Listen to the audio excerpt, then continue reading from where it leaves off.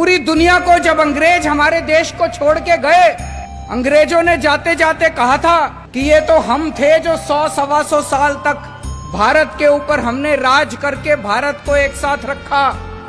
अब देखना हमारे जाने के बाद इनसे अपना देश नहीं चलने वाला, इन लोगों से भारत एक साथ नहीं रहेगा।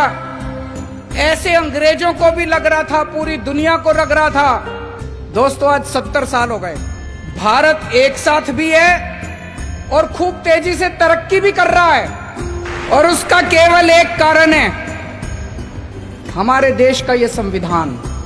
ऐसे देश का संविधान लिखना जिसमें इतने सारे धर्म थे, इतनी सारी भाषाएं, इतनी संस्कृति, इतनी जाति, इतनी विविधता, ऐसे देश का संविधान लिखना कोई आसान काम नहीं था। बाबा साहब अंबेडकर ने पूरी दुनिया के संविधान पढ़े, सारे देशों के संविधान पढ़े, जहां से जो जो अच्छा मिला वो सारा उन्होंने इस संविधान के अंदर डाला, और इतना शानदार संविधान बाबा साहब अंबेडकर ने हम लोगों को दिया। संविधान में लिखा है बराबरी का अधिकार होगा। अभी तक यहां इतने सारे बच्चे बैठे हैं, अगर कोई बच्चा गरीब घर में पैदा होता था और कोई बच्चा अमीर घर में पैदा होता था, क्या उनको बराबर की शिक्षा मिलती थी? नहीं मिलती थी। तो क्या बराबरी का अधिकार था? नहीं था। मैं आपका मुख्यमंत्री हूं, हम सरकार चला रहे हैं। सरकार की नजरों में, मुख्यमंत्री की नजरों में, एक बच्चा अगर गरीब घर में पैदा होता है और एक बच्चा अमीर घर में पैदा होता है, मेरे लिए तो मेरे दोनों बच्चे बराबर हैं। मैं उन दोनों बच्चों के बीच में फर्क नहीं कर सकता।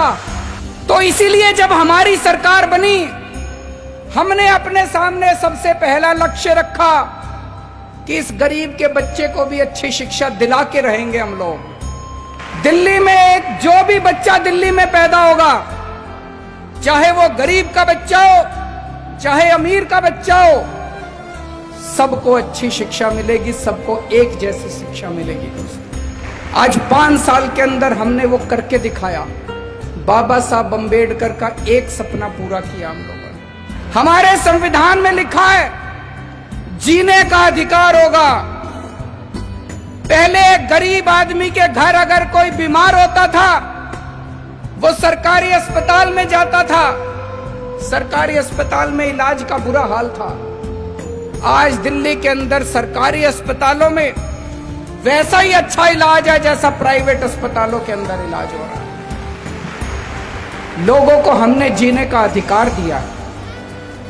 दिल्ली के अंदर हमने योजना बनाई, अभी तक अगर किसी का एक्सीडेंट होता था, कोई उसको बचाने के लिए नहीं जाता था, वो बेचारा सड़क पे पड़ा रहता था।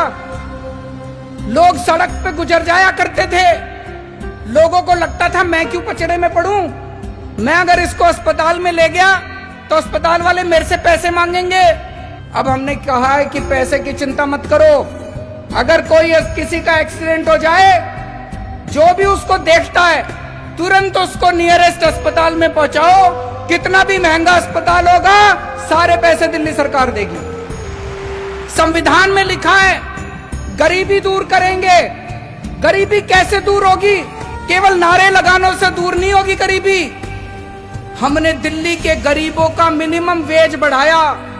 एक एक गरीब मजदूर को, एक एक गरीब कर्मचारी को हमने 15-15 हजार रुपए महीने की तनख्वाह दिलवाई। गरीबी तब दूर होगी दोस्तों।